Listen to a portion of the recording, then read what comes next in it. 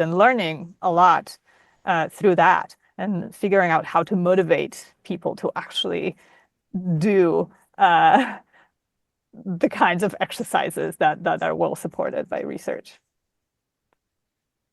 I see. But in that sense, do you read academic papers still nowadays?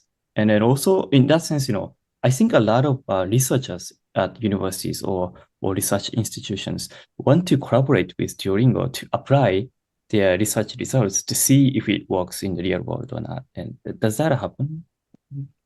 Oh yeah. I mean, so yes, well, I try to read research papers, my whole team.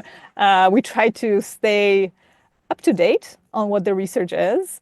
So we go to conferences, and we try to make sure that we just know what the developments are so that we can apply any new findings. Um, we also try to stay in touch with the research community in different ways.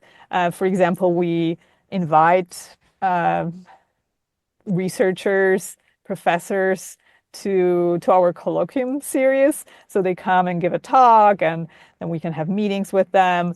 So that's also a great way for us to see what research is getting done, and then interact a little bit with people to see what ideas they have, what give them some insights about how it's working on our side, what happens when you try to apply those findings.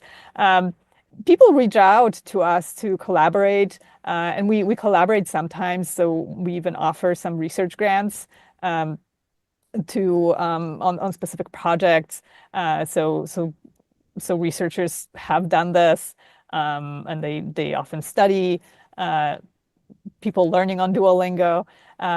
We can't, unfortunately, support so many collaborations. So we collaborate some, but we definitely get a lot more requests for collaboration than